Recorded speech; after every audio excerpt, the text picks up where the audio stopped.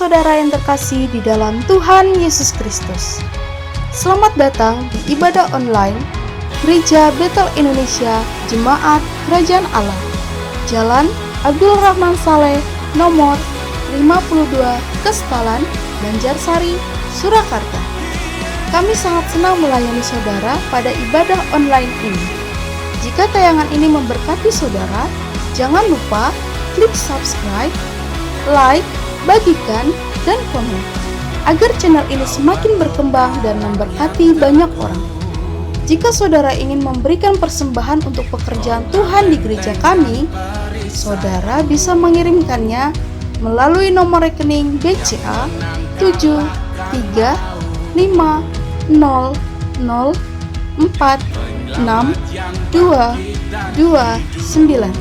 atas nama GBI Abdul Rahman Saleh, atau saudara dapat memasukkan ke tempat persembahan di gereja. Hendaklah masing-masing memberikan menurut kerelaan hatinya, jangan dengan sedih hati atau karena paksaan, sebab Allah mengasihi orang yang memberi dengan sukacita, dan Allah sanggup melimpahkan segala kasih karunia kepada kamu, supaya kamu senantiasa berkecukupan di dalam segala sesuatu dan malah berkelebihan di dalam pelbagai kebajikan. 2 Korintus 9 ayat 7-8. Kami ucapkan terima kasih atas perhatiannya dan selamat beribadah. Tuhan Yesus memberkati. Shalom jemaat Tuhan yang dikasihi oleh Tuhan Yesus Kristus. Hari ini kiranya kita semua dalam keadaan sehat, sejahtera, karena Tuhan kita Allah yang memberikan kepada kita anugerah yang sedemikian besar, yang memberikan kepada kita banyak hal yang di luar dugaan kita, memberikan banyak mukjizat, memberikan banyak begitu pertolongan buat hidup kita. Mari hari ini dalam ibadah ini kita menaikkan pujian dan syukur kita, membawa di hadapan Tuhan dengan penuh kerendahan hati, kita persembahkan di hadapan hadirat-Nya.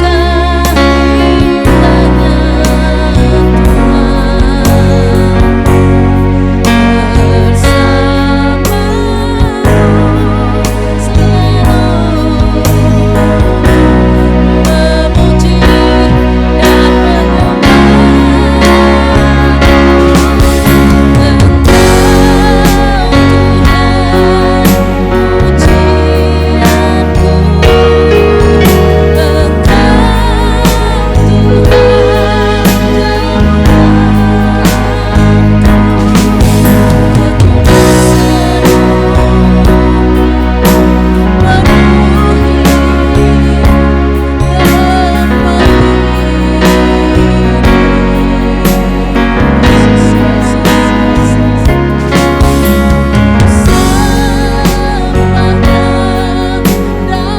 baik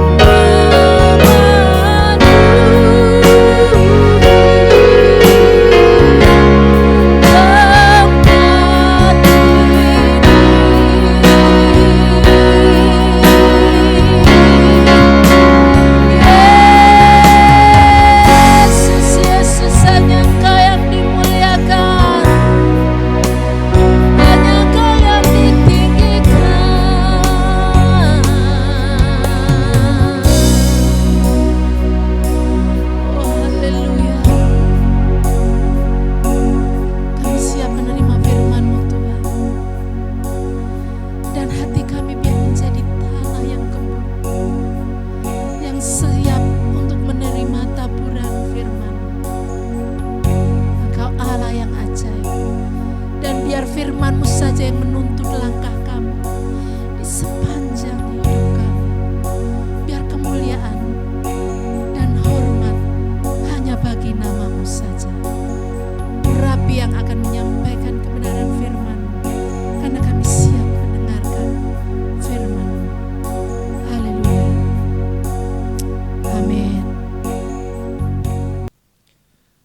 Shalom, Bapak, Ibu, Saudara yang dikasihi Tuhan, utamanya Jemaat GBI Kerajaan Allah dimanapun berada hari ini, Saudara. Si Tuhan, Saudara, di dalam ibadah online kita kali ini, mari kita akan sama-sama merenungkan firman Tuhan. Ya, saya akan mengambil tema renungan firman Tuhan hari ini adalah menjaga pengurapan. Ya, menjaga pengurapan.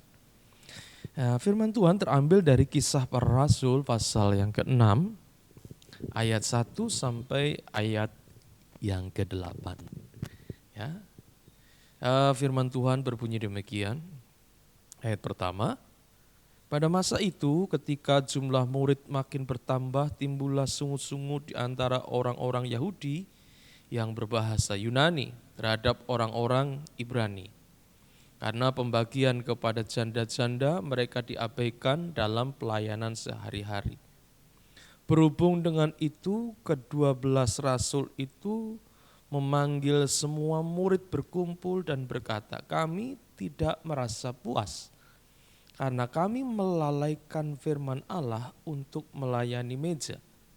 Karena itu saudara-saudara, pilihlah 7 orang dari antaramu yang terkenal baik dan yang penuh roh dan hikmat supaya kami mengangkat mereka untuk tugas itu. Dan supaya kami sendiri dapat memusatkan pikiran dalam doa dan pelayanan firman. Usul itu diterima baik oleh seluruh jemaat. Lalu mereka memilih Stefanus, seorang yang penuh iman dan Roh Kudus, dan Filipus, Prokorus, Nikanor, Timon, Parmenas, dan Nikolaus, seorang penganut agama Yahudi dari Antiokhia. Mereka itu dihadapkan kepada rasul-rasul, lalu rasul-rasul itu pun berdoa dan meletakkan tangan di atas mereka. Firman Allah makin tersebar dan jumlah murid di Yerusalem makin bertambah banyak. Juga sejumlah besar imam menyerahkan diri dan percaya. Ayat 8. Dan Stefanus yang penuh dengan karunia dan kuasa mengadakan mujizat-mujizat dan tanda-tanda di antara orang banyak. Mari kita berdoa. Bapak, terima kasih buat kesempatan saat ini untuk kami kembali mendengarkan firman Tuhan. Urapi kami, ya Allah Roh Kudus, urapi kami dengan urapan Roh Kudus-Mu sehingga kami boleh diberi kemampuan memahami apa yang menjadi pikiran Allah, apa yang menjadi isi hati Allah bagi kami.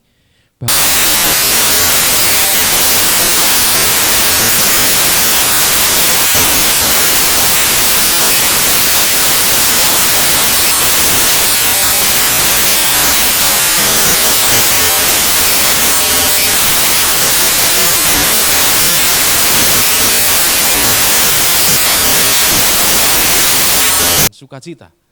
Ya. Hari ini Bapak Ibu Saudara yang dikasihi Tuhan, sebagaimana tadi di depan, tema firman Tuhan adalah menjaga pengurapan. Kalau kita baca di dalam kitab Kisah Para Rasul ini adalah cikal bakal Tuhan mulai menanam gerejanya. Ya, setelah Tuhan Yesus naik ke sorga, lalu murid-muridnya memimpin orang-orang percaya untuk hidup seperti yang Tuhan mau. Kita ingat di dalam Kisah Rasul pasal yang kedua, di mana murid-muridnya waktu itu mengalami peristiwa yang dahsyat. Apa itu? Pentakosta, ya. Pencurahan Roh Kudus, Kisah Rasul pasal yang kedua. ketika mereka berkumpul, mereka menantikan janji Bapa, lalu Roh Kudus hadir, ya, seperti lidah api, ya, nyala api di atas mereka semua. Dan itu ternyata membuat mereka menjadi orang yang berbeda, saudara. Ya, setelah mereka diurapi oleh Roh Kudus, pasal yang keempat, kita membaca bahwa kemudian umat Tuhan mereka bertumbuh. Ya. Mereka kemudian jumlah mereka semakin bertambah banyak. Lalu pasal yang ke-6 ini tadi di ayat yang pertama dikatakan pada masa itu ketika jumlah murid makin bertambah. Ya. Jadi gereja mengalami pertumbuhan, ya, yang luar biasa setelah pencurahan Roh Kudus.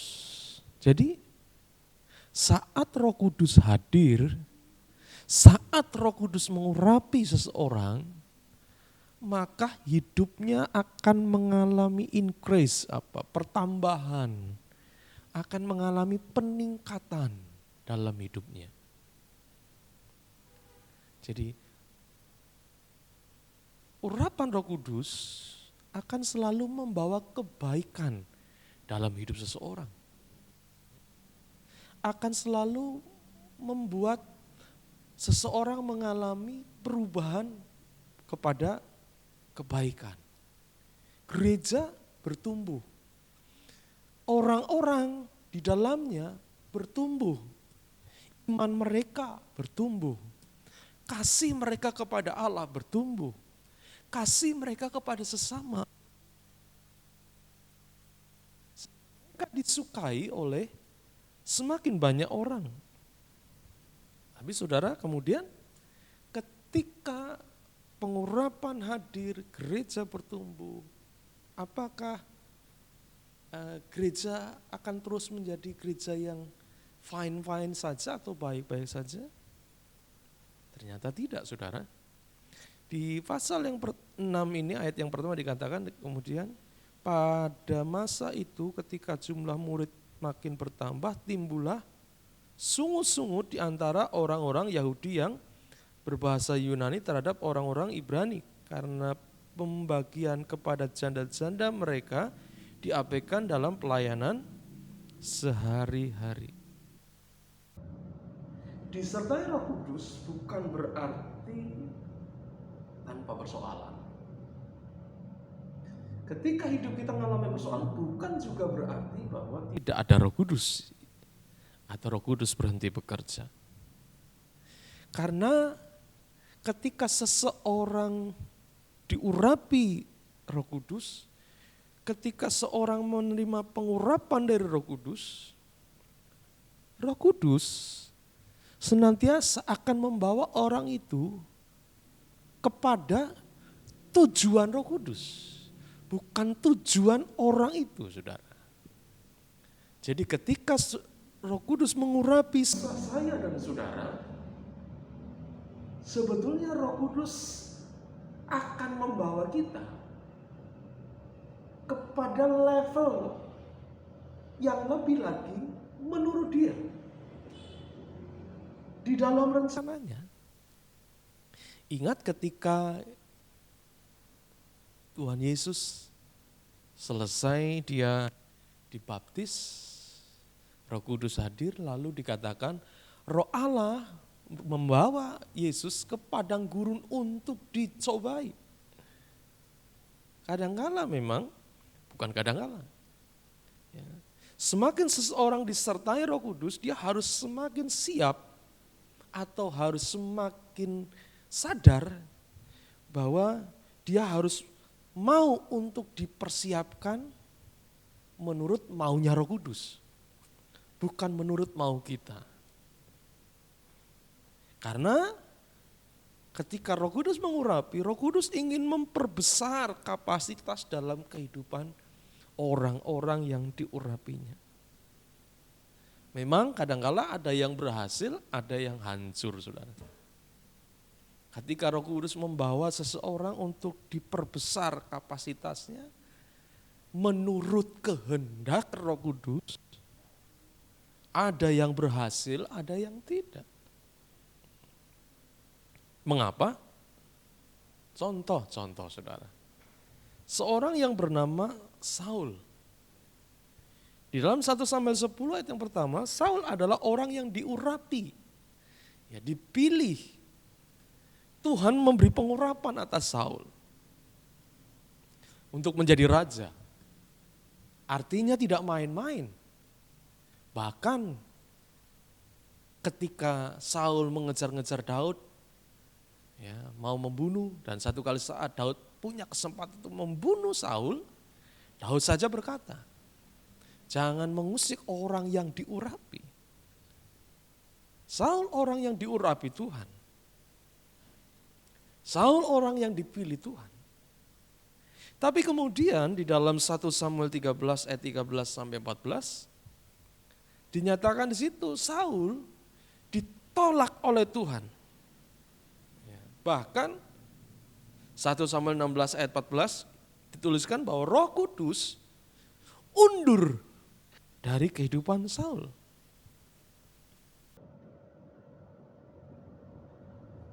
Saul dikuasai oleh keinginan dagingnya, pikiran manusiawinya, yang kemudian disitulah iblis bekerja dalam kehidupan Saul. Mengapa kemudian Roh Kudus undur dari Saul? Karena Saul tidak siap ketika Tuhan mau mempersiapkan dia. Saul tidak taat. Dia berjalan menurut kehendaknya, menurut keinginannya, bukan menurut keinginan Tuhan. Oleh karena itu Saul kemudian kehilangan penyertaan Tuhan.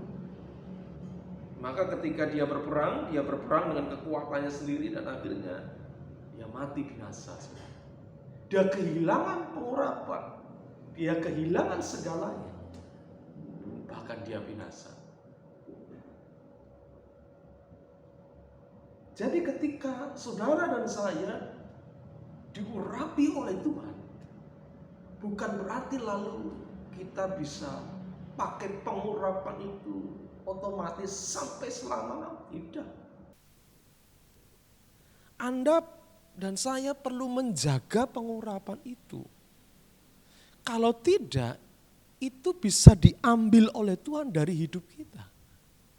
Bahkan hidup kita sebagai orang Kristen bisa mengalami kekalahan. Tidak bertumbuh. Mungkin jabatan kita boleh penting dalam gereja. Tetapi mungkin kita sudah tidak berfungsi di tempat itu. Karena apa? Tuhan sudah ambil pengurapan itu. Engkau tidak ada dampaknya dalam pelayanan itu. Seperti Saul, dia kehilangan pengurapan, Roh Kudus undur, kehilangan penyertaan Tuhan, dan akhirnya binasa. Kita lihat di sini sebuah sikap yang benar yang diambil oleh rasul-rasul di pasal yang ke-6 ini. Ketika jumlah semakin banyak, lalu timbul masalah. Persoalannya adalah ada orang-orang yang merasa pelayanan terhadap janda-janda diabaikan.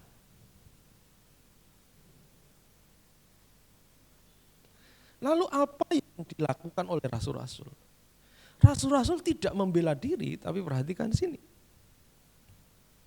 Ayat 2, berhubung dengan itu ke-12 rasul itu memanggil semua murid berkumpul dan berkata, kami tidak merasa puas karena kami melalaikan firman Allah untuk melayani meja. Para rasul ini tidak membela diri ketika ada orang-orang yang merasa tidak puas dengan pelayanannya, tapi kemudian mereka mengintrospeksi diri dan mereka menerima. Bahkan mereka berkata, kami tidak puas karena kami melalaikan firman Allah untuk melayani meja. Apa itu firman Allah untuk melayani meja? Itu melayani orang-orang, janda-janda dan orang-orang yang membutuhkan.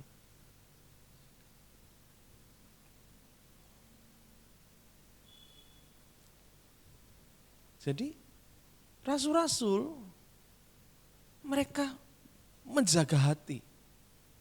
Tidak merasa kemudian jumawa ketika dipilih oleh Tuhan, diurapi Tuhan. Tidak merasa kemudian sudah cukup, gak mau yang macam-macam. Enggak, mereka membuka diri untuk mereka mau berubah dan diubah. Mungkin kalau ada cara yang salah, mereka membuka diri.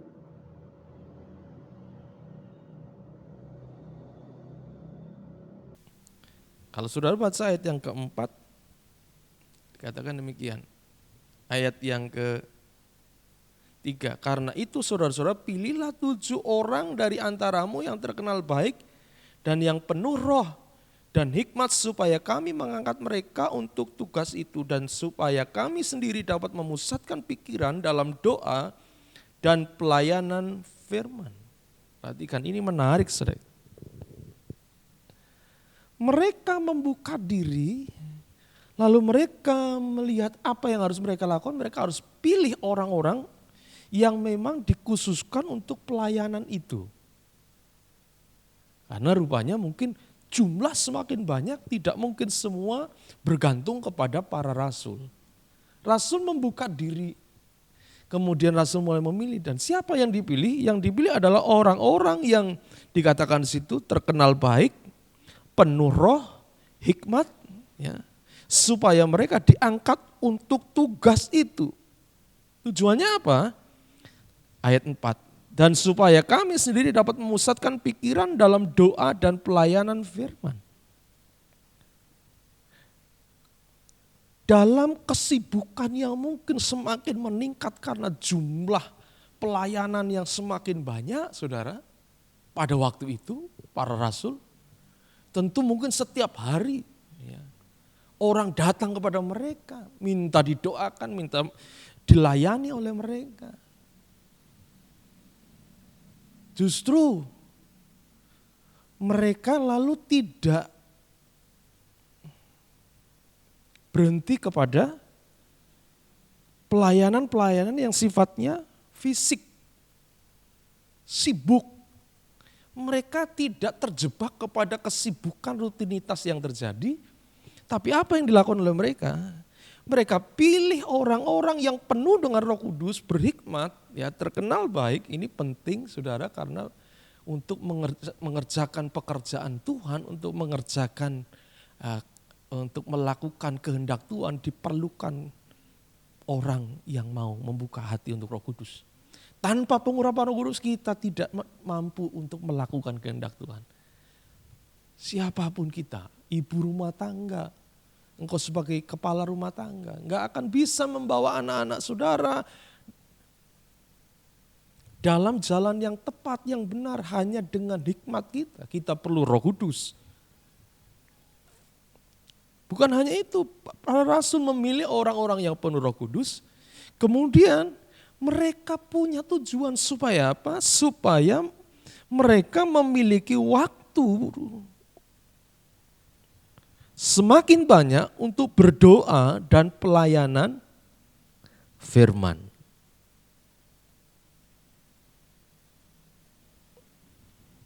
Jadi bagaimana menjaga pengurapan itu tetap ada? Yang pertama, hati yang mau terbuka untuk terus dicek and recheck. Ketika mungkin ada sedikit masukan yang diberikan oleh orang lain, oleh pemimpin kita, oleh pemimpin rohani kita. Masihkah kita bisa menerima itu lalu kita melakukannya? Atau kita mau berbantah-bantah? kita melihat rasul-rasul meskipun yang pada waktu itu protes itu orang di bawah mereka, tetapi mereka mau mendengar. Dan mereka mau kemudian berubah. Mereka pilih orang-orang yang bisa memperhatikan. Supaya apa? Supaya pelayanan itu terhadap janda-janda itu tidak terabaikan. Tapi yang kedua, mereka memiliki waktu untuk memusatkan hidup mereka kepada doa dan pelayanan firman. Saudara, menjaga pengurapan tidak bisa tanpa doa dan firman. Jangan kita lalu menjadi puas ketika saudara sudah dipercaya pelayanan A, B, C, D. Tetapi kehidupan doa kita bolong-bolong. Firman kita tidak bertumbuh. Sebab nanti ketika Tuhan bawa kita lebih naik, itu angin di atas semakin besar. Dan ketika kita berada di atas, kita tidak punya fondasi doa dan firman, disitulah kehancuran gampang terjadi seperti Saul. Saul tidak mendengarkan firman. Saul berontak. Saul tidak taat. Akhirnya Saul kehilangan pengurapan Tuhan. Dan Saul binasa. Padahal dia dipilih dan diurapi. Tapi kemudian kalau kita baca ayat yang ke-7 dari Kisah Rasul dikatakan, firman Allah makin tersebar, jumlah murid di Yerusalem makin bertambah banyak, juga sejumlah besar imam menyerahkan diri dan percaya. Luar biasa, bukan hanya orang biasa yang bertobat, tetapi imam-imam. Mereka kemudian bertobat, percaya kepada berita firman. Bahkan ayat 8, dan Stefanus yang penuh dengan karunia dan kuasa, mengadakan mujizat dan tanda-tanda di antara orang-orang banyak. Pengurapan akan membawa kita mengalami kuasa Tuhan dan mujizat. Jika pengurapan itu terus dijaga dengan doa dan firman. Hari ini, pesan Tuhan, bagaimana kita menjaga pengurapan itu tetap efektif bekerja dalam hidup saudara, hidup kita semua. Miliki hati yang terbuka untuk dikoreksi. Yang kedua, terus jaga kehidupan doa saudara dan firman saudara. Memang kadangkala ketika kita berdoa rasanya kita melakukan seperti hal yang sia-sia. Betul ya? Loh, apa bisa persoalan keluarga saya diselesaikan hanya ketika saya lalu ngomong berdoa selesai? Sepertinya sia-sia. Tapi dengar saudara, ketika engkau berdoa, sesungguhnya kita sedang melibatkan Tuhan yang tidak nampak itu dalam hidupmu, dalam persoalanmu, dalam keluargamu. Jangan sepelekan doa, terutama pelayan-pelayan Tuhan, ya, pemimpin-pemimpin baik WL, koordinator, atau ya singer, kaum muda, dimanapun. Ayo jangan lupakan doa, jangan lupakan firman. Tapi kita boleh berdiri sebagai pemimpin di mana kita juga memiliki kehidupan doa yang baik, firman yang baik. Maka pastilah apa yang seperti tertulis dalam kitab ini, kuasa, mujizat, tanda-tanda ajaib boleh dialami oleh kita semua. Puji Tuhan saudara. Tetap jaga doa saudara, ya, semangat doa saudara, jangan sampai hilang. Dan firman jangan sampai hilang. Saya berdoa kiranya seluruh pelayan Tuhan, seluruh jemaat GBI Kerajaan Allah memiliki sikap hati yang mau dikoreksi, terbuka, terus jaga doanya, dan firman tetap ada dalam hidupmu. Tuhan Yesus memberkati. Mari kita berdoa. Bapa dalam surga, hari ini kami siap Tuhan pakai semakin hari semakin luar biasa Tuhan. Tuhan, kami mau terus jaga pengurapan yang Tuhan sudah berikan kepada kami. Kami tidak akan undur Tuhan. Ketika kami undur kami akan kehilangan banyak hal. Seperti Saul kehilangan banyak hal. Tapi kami mau menanggapi pengurapan yang Tuhan berikan. Seperti rasul-rasul ini. Bahkan semakin memfokuskan kepada doa dan firman. Sehingga hidup mereka mengalami kuasa dan mujizat. Terima kasih Tuhan, terima kasih. Terima kasih. Bapa dalam surga, terima kasih buat hari ini, buat firman-Mu yang sudah kami dengar. Hari ini Tuhan, kiranya sebelum kami menyelesaikan ibadah ini,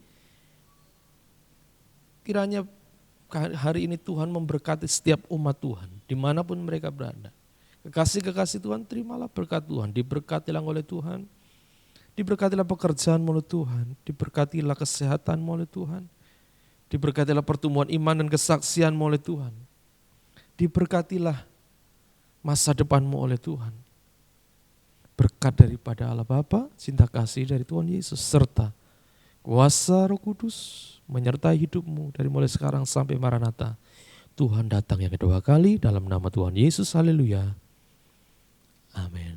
Shalom. Tuhan Yesus memberkati.